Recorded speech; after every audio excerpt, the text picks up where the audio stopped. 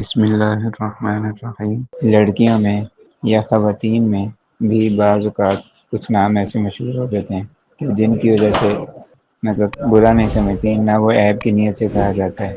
جیسے کسی کا نام گڈو پڑ جانا، گڈی پڑ جانا، یا گڑیا کہنا۔ چھوٹی بچی کو پیار سے اس کے پیاری لگنے کی وجہ سے یا خوبصورت ہونے کی وجہ سے اس کو گڑیا کہنا شروع کیا، اور وہ گڑیا بی بی جو ہیں وہ نانی بن گئیں، دادی بن گئیں، پر نانی بن گئیں، لیکن ابھی تک ان کو گڑیا ہی کہا جاتا ہے۔ اور وہ گڑیا کہنے پہ اپنے آپ کو وہ اس کو برا نہیں سمجھتی، ناراض نہیں ہوتی، تو اس میں کوئی حرج نہیں ہے۔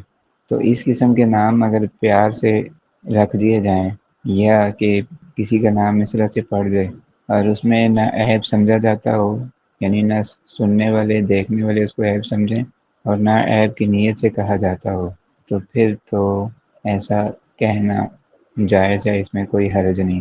لیکن اگر طعنہ دینے کی غرض سے کسی کو ایسا کہا جائے تو پھر یہ جائز نہیں ہے۔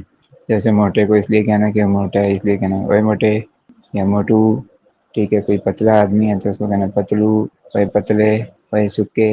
تو اس قسم کی یعنی طعنہ دینے کی غرض سے اس کے عیب کو نشانہ بناتے ہوئے اس کے جو جسم میں کوئی عیب ہے، ظاہری عیب ہے، اس کو دیکھ کر اس کا نام ڈالنا یا اس کو جان بوجھ کر چھیڑنا اور اس نام سے پکارنا، ٹھیک ہے۔ کالے کو کالا رنگ ہے تو اس کو کہنا اوے کالے، گورا رنگ ہے، کوئی زیادہ گورا رنگ ہوتا ہے بعض اوقات کسی کا تو اس کو کہتے ہیں گورا یا گورو۔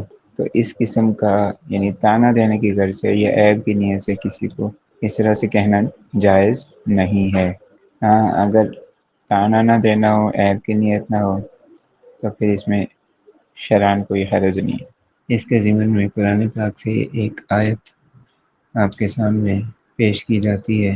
چنانچہ پارہ نمبر 26، سورت کا نام سورۃ الحجرات، آیت نمبر 11 میں اللہ تبارک و تعالی ارشاد فرماتے ہیں: یا ایھا الذین آمنوا لا یسخر قوم من قوم عسى ان یکونوا خیرا منهم ولا نساء من نساء عسى ان یکن خیرا منهن۔ آیت مبارکہ کا ترجمہ یہ ہے کہ اے ایمان والو، لا یسخر قوم من قوم، کوئی قوم کسی دوسری قوم کا مذاق نہ اڑائے، عسیٰ ان یکونوا خیرا منہم، ہو سکتا ہے کہ وہ ان سے بہتر ہوں۔ کیا مطلب؟ یعنی جن لوگوں کا مذاق اڑا رہے ہیں وہ بہتر ہوں مذاق اڑانے والوں سے۔